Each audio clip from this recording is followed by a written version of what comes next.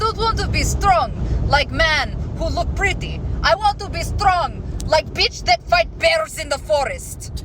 Welcome to another episode of Bitch vs. Bear with your hosts, me, Amber, and my bestie, Sydney. Woohoo! We are co-owners of Shield Maiden Training Co., and this is a show where we bitch, laugh, and chat about all things fitness related to women and the LGBTQIA plus community.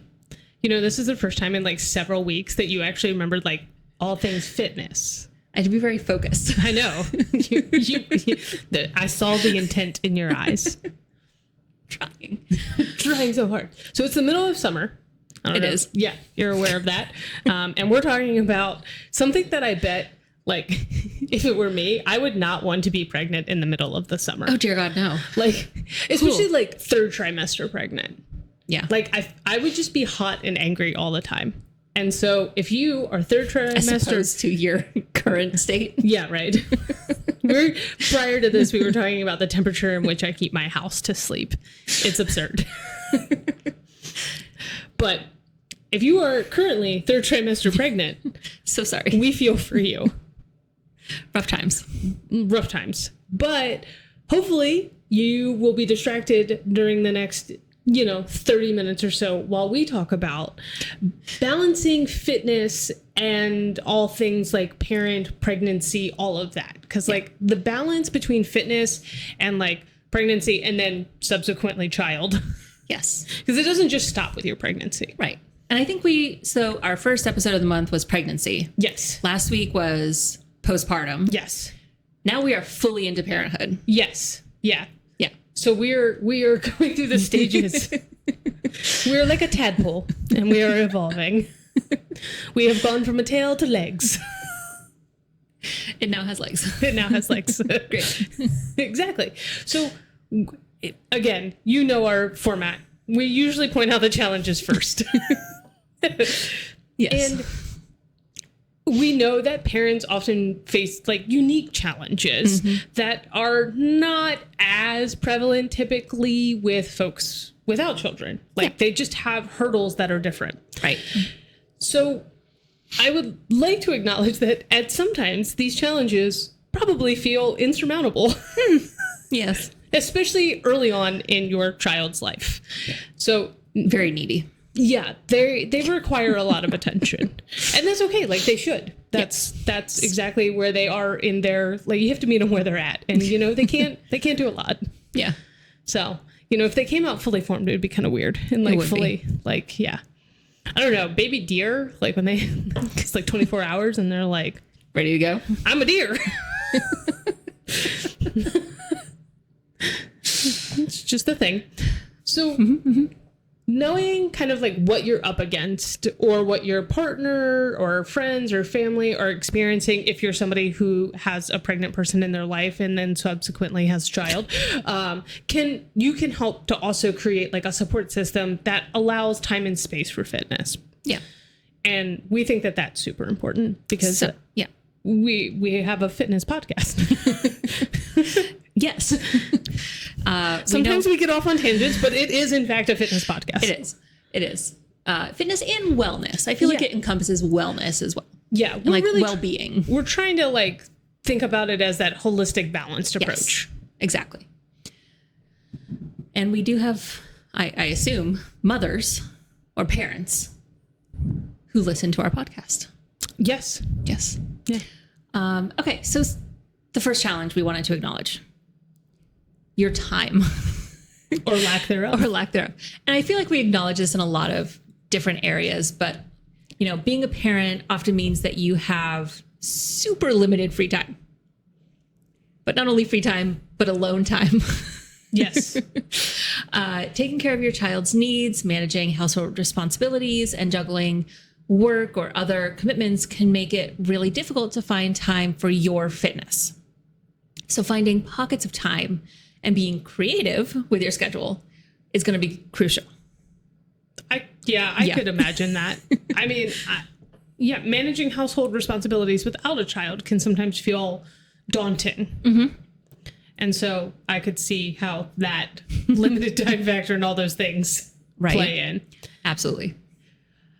Most of these we have acknowledged in some other format, but this one your lack of just energy. Oof. Yeah. There are so many things, especially for the parent who gave birth, right? Like if you're trying to jump back in, like your body has undergone, well, you know, we call it trauma, but really it was like, there's a lot of things happening, and parenthood is both physically and mentally exhausting. Mm-hmm. You're on a new schedule, you got all these new things going on. So like the demands of caring for a child, especially during those early years when you're trying to figure out a schedule, you're trying to get them onto a schedule. It's not like they pop out and they're like, okay, here's your itinerary. This is the times we do all the things. Like you have to build that in, and you have to work that in. And it can just leave you feeling super, super drained. Mm-hmm. And it can be challenging to really find that motivation and energy to prioritize fitness. Exactly. Yeah. And unfortunately, something that is, I feel like, super particular to parents is the guilt around prioritizing yourself. Yes. You know, as a parent, I think your child's needs and well-being are probably your top priority. But balancing the guilt of taking time away from your child to focus on your fitness goals can be really challenging because of that. You might feel torn between spending time with your child and dedicating time to your own self, your own health, your well-being, your self-care.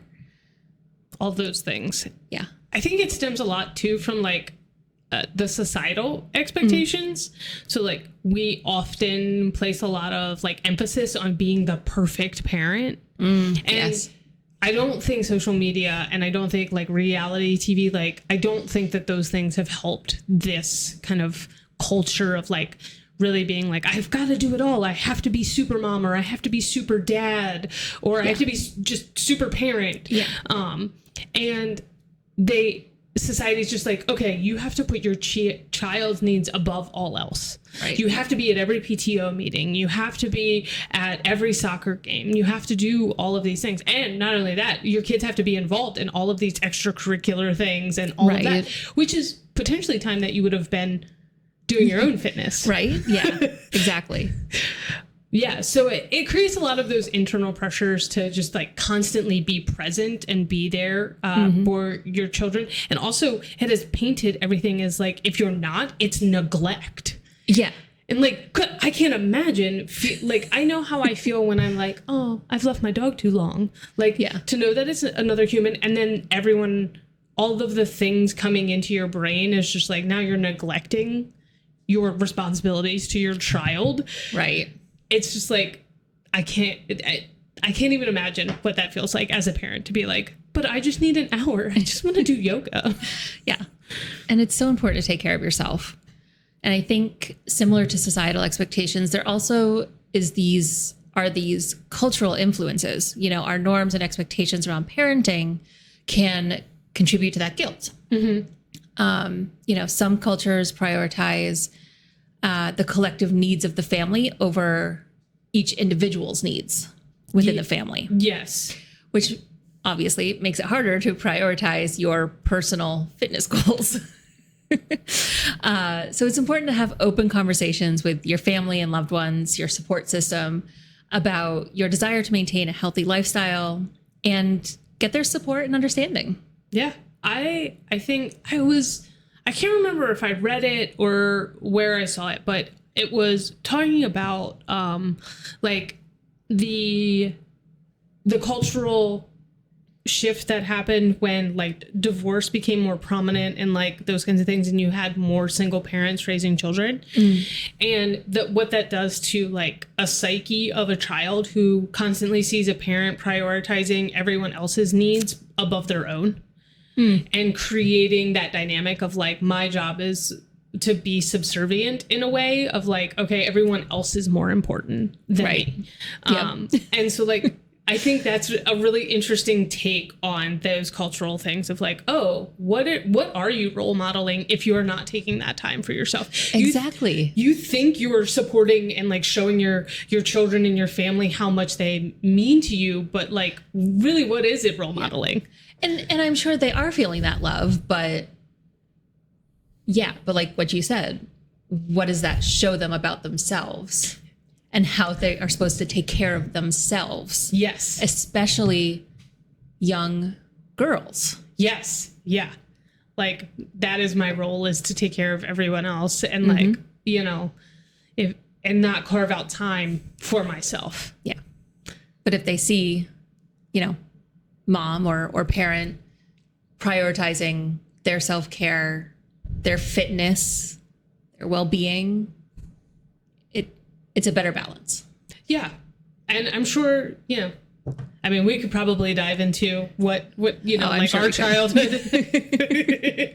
Yes. I'm sure it will come up a lot. So this one, I think, is probably one that most parents are, even prior to having their children, are probably aware of. Already thinking about is finding reliable and affordable childcare. Yeah. Especially in America, it's a big barrier. There isn't a lot of affordable childcare. It's something that like presidential platforms are built on, right? Like they go out and that's a talking point. That's a thing that they're like, we've got to do this because so many people know that the access to it doesn't really exist. Yeah. It's so hard. So if you don't have affordable and regular and, you know, reliable childcare, it requires so much more coordination. So now you have to like get other people involved. So it's hard to, you know, like manage and juggle all those things. Absolutely. We definitely think, you know, like seeking support from family, friends, or exploring childcare options that allow you to carve out time. I know a lot of fitness places build a model around like we offer childcare. So like like YMCAs, like a lot of places do that so that you can be like, okay, I'm going to drop you off. Here's my cell phone. I'm down the hall. Call me if they like throw up. If not, don't call me in an hour. I'm going to go get on the elliptical. Like, right. Yeah, absolutely. Yeah. So I think that's something that a lot of parents are coming up against, is the hurdle to affordable and reliable childcare. Absolutely. Yeah. And then, you know, there's also the juggling of different roles and responsibilities. You know, we face that being childless people. Child free. I think there was a different term, but I couldn't come up with it. Yeah. So like, you know, and then you add parenthood in, you're juggling different roles and responsibilities. You're trying to find that balance between being a parent, a partner, managing a household, pursuing personal and professional goals, while also trying to fit in your fitness goals. Yeah. It can be really overwhelming. I can't even imagine. No. I struggle being a dog parent. Like balancing all the things, the guilt of leaving her, trying to find care for her if I have to be away. Yeah. I can't even imagine that being an actual human being. Yeah. That I can't leave home alone by itself. Yeah, for extended periods. Several hours. For several hours until they reach a certain age. Yeah. It's with all of these challenges, we don't want to paint a doom and gloom picture of being a parent, because it's tough, but there are rewards, there are all of those things. And it's also possible to maintain and like continue your own fitness kind of adventure journey. However you want to, whatever you want to call it, with proper planning and those kinds of things, and time management, and also just like supportive mindsets from other people. Yeah. Now that we've outlined all of the challenges, we're going to give you some tips, because that's our MO. Yay, tips. Yay, tips and tricks. We want you to be able to try and balance both of these things, being a parent, but also taking care of yourself. Yes. And so here are some tips and tricks to do that. Yes. We believe in you. You can do it. You can. So first, we want you to set realistic goals. And we talk about this a lot, but it's so important, especially in fitness. So understand that your fitness routine may need to be adjusted to accommodate the demands of parenthood. Set realistic goals that are attainable within your current lifestyle and current schedule. Yes. And these may change every week.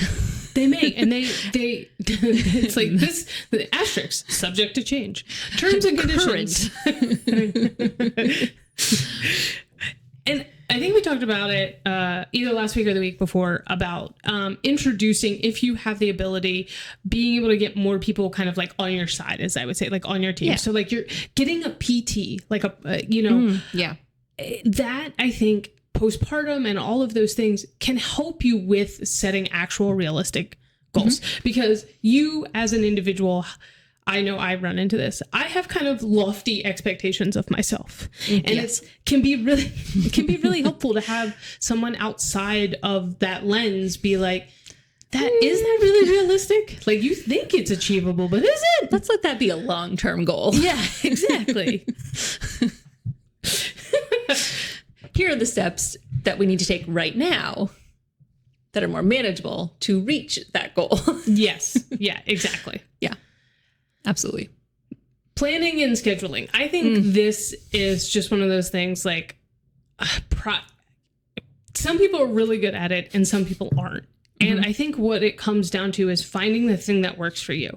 Some people, they use their calendar on their phone for everything. They set reminders, they do everything. That's great. Some people, it's like, oh, I kind of work backwards through my day. And so like, I know I want to be in bed by 10 p.m. and kind of go backwards and think about what they need to do. Some people write it all down, like whatever it might be. But planning your workouts in advance and scheduling them into your calendar, whatever your calendar is, that might be paper, it might be on your phone, whatever. Treat them as those like non-negotiable appointments. Like you wouldn't miss a follow-up with your doctor postpartum. Try and think of it that way. It's like, I am doing this to take care of my child. It's an important appointment that I cannot miss. It's a commitment I have to uphold. Absolutely. And I think that will help kind of like people stay consistent and accountable if they kind of change their lens of like, I'm not just doing this for me. It's a responsibility. It's a commitment that I have to others. Yeah. Yeah. Because if you are taking care of yourself, if you are feeling good, if you are relieving anxiety and stress through exercise, I feel like all of that sets you up to be a better parent and a better example for children. Yeah. Children, I mean, I can only imagine. I'm sure they get under your skin, and I'm sure they annoy the crap out of you. And like having an outlet to like reduce that, like probably helps to eliminate like unnecessary like emotional blow-ups or like needing that time to go like, I don't know, cry in your closet. Like if you know you can cry while you're working out. Yeah. And then it's appropriate because most people, like if you're doing like CrossFit or something, are probably crying while they're working out. Yeah. Yeah. It also gives you that break. And I think that's stigmatized a lot too. Like, oh, you want a break from your child? Like, it's your child. You should want to be with it all the time. Like, no. There's nothing like, I want to be with that much. A parent is also a human being. Yeah. And like, they can be burnt out on being with another human being. Yeah. I know a lot of times I feel like a lot of things, it doesn't get talked about a lot, but like parents get touched so much. And like, I could not imagine having a tiny human with sticky, sweaty hands touching me all the time. I just couldn't. It's like I could see that like parents need their own time. And everybody, like, we're all unique. Like we all have things that are like, you know, I have a relatively big bubble because I did work with kids for so long. And again, they take so much liberty of like, they touch you and you don't invite them to. And so now I have developed a larger bubble where I'm like, I don't want you to touch me unless I have approved this physical contact. Consent is important. Consent is important. And physical touch is one of my love languages. Like, but it's when but I in very engage, limited times. Yeah, exactly. It's so funny. I have a really good friend. She's probably listening. But she cannot stand being touched by her children while she's eating. And she has like taught them boundaries because like they might be done, but she's still eating and they're at the table and they're fidgeting because they're children and that's okay. And when like just even putting like hands on, it's like, no. Totally get that. Yeah. Like, no, I'm still eating. I am prioritizing my food because I am a human and I need this and I need you to Yes. stop touching me while I'm doing it. Yes. And like as soon as they're old enough to learn boundaries, like they should absolutely be learning boundaries. Oh, yeah. That's a whole other episode. Yes. However, if you are somebody who does not get burnt out on your child, or maybe you work all day and you want to spend that time with your child, involve them in your fitness routine. Find ways to bring them into it. This could be, going for walks after work or on the weekends or whatever, or runs if, that's a thing you do. Doing exercises at home while they play nearby, or when they're old enough to participate in that at-home exercise, do it with them. There are, parent and child fitness classes that you could join. I'm sure the Y has some. So not only does this help you as the parent stay active, but it also can be a fun bonding experience. And that's important. Yes, it is. Yeah. Totally. Like, we're not totally down on children. Like, we're talking about taking time away from them and getting that break. But like, hopefully if you've had a child, you love your child and want to be with them. Yeah. So like, that can be a good way to do it, because it also sets that good example, right? Of like, this is fitness. It's good for you. It's fun. Like, yes. We're going to do it. I think the fun thing, because like kids like to move, right? Yeah. Like, and if you instill that at an early age, like they're already doing fitness. Yeah. Most kids, like they're playing at the playground, they're running, they're jumping, they're doing all the things as adults that we do in fitness classes a lot of the time. So instilling that at an early age is great. And then role modeling that you also do it. Yeah. And like that, I can't imagine what that does for a child's confidence level around those things. Yeah. I don't know if you've ever seen like a 3 or 4-year-old. Many of them do not have a fear of heights. No. Like a lot of them love to climb. Climbing is a great exercise for everyone. Yeah. And it teaches them how to problem solve. It teaches them how to move their body. They already do it. Let's put some parameters around it. Exactly. So that like it's a fun and safe environment for them to climb. So they're not just out in your backyard finding the nearest tree like I was. Yeah. And I think instilling that, like, not just that, they're exercising by just playing, but like instilling that it can be a structured practice that they should be doing regularly, I think sets them up with a good routine that will carry them through childhood, teenage years into adulthood, where like, I don't know about you, but like for me growing up, we didn't exercise. Like there was no, my parents weren't like, we're going to the gym, we're doing this fitness routine. Like that wasn't a thing. Yeah. Like we had gym class at school, but like that's a joke. So like, I feel like a lot of people aren't set up with that in childhood, so that once I got to adulthood, I was like, oh, working out is work. And it's hard. And I don't have that like routine set up already. Yeah. I think my parents didn't do like exercise in a formal, like a lot of what they did was like we saw them also like playing sports. So like my dad was in like a rec league, and like my mom would always be out. Like one of her favorite things was like volleyball and badminton. Like she was doing that thing with us, but it was never like we're going to go to the gym or do a formal kind of class. It was always sports related. So I grew up very like athletic and sports minded, which of course encompasses exercise. Yeah, and that's great.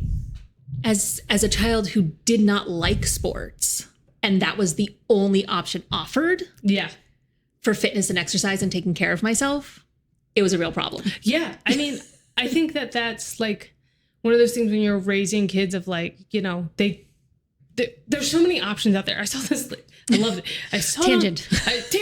Saw it on Instagram. She was like, what are the generational curses that I'm trying to break? And one of them was like, you don't have to eat the vegetable on your plate. Like, if you don't like that one, do you know how many vegetables There's so many. there are? But I feel the same way about like fitness. It's like, do you know how many like healthy, There's so many active forms of how active you can be that doesn't require you to necessarily like go to the gym or play a sport. Like you can do so many things. I had no idea. no idea growing up that I had so many options for things that I could do to be active and stay healthy. Well, hopefully the people listening to this know, like, You have options. there are options, and getting your kid involved in those options and showing them the breadth of options that they have. It's like, if they tell you they don't like swimming or they don't like gymnastics, go find another thing. There are so many. There's martial arts, there's rock climbing, there's mountain biking clubs, there's snowboarding, golfing, like there's so many tennis, things. all the things. Like, there's so many things. yeah. Okay. Anyways, to wrap it up, I think that was a good segue. circle it back. Finding the right balance between fitness and parenthood is unique to each individual. It's important to listen to your body. Yes. To be flexible, both in structure and body, and make adjustments as they're needed. By prioritizing your self-care and staying committed to your fitness goals, you can more easily navigate the demands of parenthood while maintaining that healthy and active lifestyle that I know you want to role model for your children. Yes. It's all about role modeling. It's all about role modeling. The little sponges, they soak it all in. And then they squirt it out. Like, you ring. That was weird. Nope, I'm sticking with my sponge metaphor. They soak it all in, and then when you apply a little bit of force, it just kind of leaks everywhere. There's your child as a sponge metaphor. That's a wrap for this episode of Bitch versus Bear. We're done. We're going to end there. But keep listening, please, even after the sponge metaphor. Amber's going to edit out my sponge metaphor. I know she is. Keep listening every Wednesday as we continue exploring different topics related to fitness, women, and the LGBTQIA+ community. And make sure to follow, share, like, comment, all the things.